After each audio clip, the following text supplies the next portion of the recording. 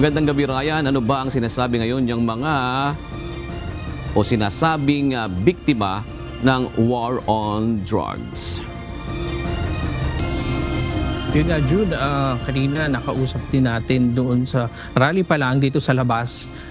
Yung mga kaanak nung iba sa mga nabiktima umano ng war on drug na umihingi sila talaga ng ustisya at gusto nilang mapapanagot ang dating Pangulo dito sa naging polisiya niya nang siya ay umupo bilang presidente ng bansa. Tumistigo sa pagdinig sa war on drugs sa Senado ang ilan sa mga kaanak ng mga umano'y naging biktima ng extrajudicial killing sa war on drugs ng Administrasyong Duterte. Marami pa daw sa mga pamilya ang handang tumistigo laban sa madugong kampanya laban sa illegal na droga.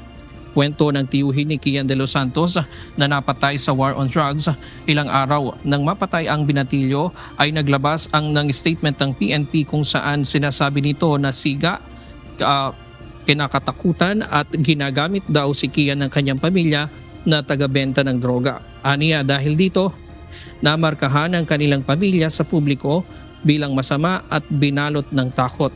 Bagamat nanalo daw sila sa RTC laban sa mga pulis na nag-ooperate, pero hanggang ngayon di pa daw tuluyang nakakamit ang hustisya dahil hanggang ngayon di pa nila nakukuha ang danyos. Pero ayon kay Senador Bato de la Rosa na Chief of Police noong panahon yon, wala daw siyang matandaan na binanggit niya si Ginoong Randy de los Santos.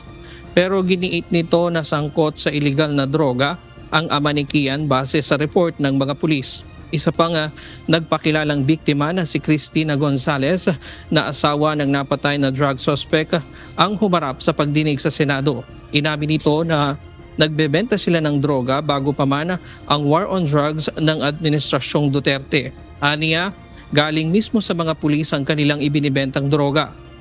Pero nang sinabihan umanong maglilinis na ang mga pulis, sinabihan daw sila na umalis muna ang kanyang asawa sa Antipolo, pero hindi raw ito pinansin ng kanyang asawa. Noong July 5, kinuha daw ang kanyang asawa sa bahay at nabalitaan na lang niya na nasa morgue na ito. Pero hindi daw nito na-report ang insidente sa mga otoridad dahil umalis na rin siya at binantaan na isusunod na siya. Tila nainis naman si Senator Bato de la Rosa sa pagpapakahulugan sa terminong neutralization at negation na pinakahulugan ng umano ng pagpatay o to kill. Ayon kay de la Rosa, ang negation ay pagsasagawa ng formal operation laban sa mga suspect. Ibig sabihin nito pwedeng maaresto, mag-file ng kaso para makulong at hindi na makagawa pa ng iba pang krimen. Pwede daw mamatay sa neutralization kung manlaban ang suspect at idedepensa ng pulis ang kanilang sarili. Samantala, June, sinalubong ng pro at anti-Duterte ang pagdinig sa Senado ngayong araw na dinaluhan ng dating presidente. Kanina, muntik pang magpang-abot ang dalawang grupo na inawat lamang ng mga pulis.